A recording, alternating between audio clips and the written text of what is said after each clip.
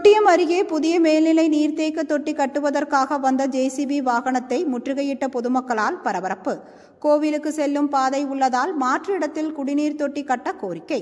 திருச்சி மாவட்டம் தொட்டியம் ஊராட்சி ஒன்றியம் கமலாபுரம் ஊராட்சிக்குட்பட்ட மின்னத்தம்பட்டி கிராமத்தில் பேருந்து நிற்கும் அருகே உள்ள மேல்நிலை நீர்த்தேக்க தொட்டி மூலம் அப்பகுதி மக்களுக்கு குடிநீர் வழங்கப்பட்டு வருகிறது.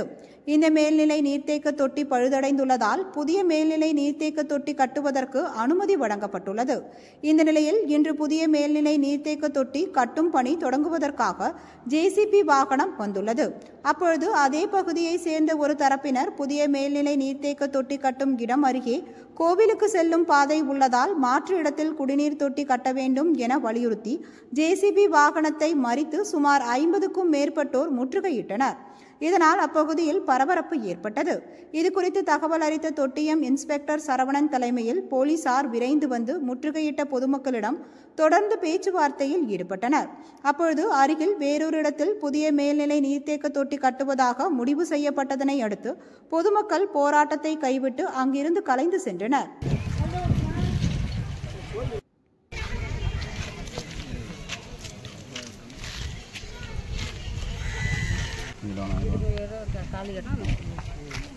சரி மேடம், இப்போ புது டேங்க் கட்ட போகிறது எங்கே கட்டுறதா சொல்லியிருக்காங்க? அது ஒட்டின மாதிரி சார், அந்த ஒட்டின மாதிரி அந்த டேங்க்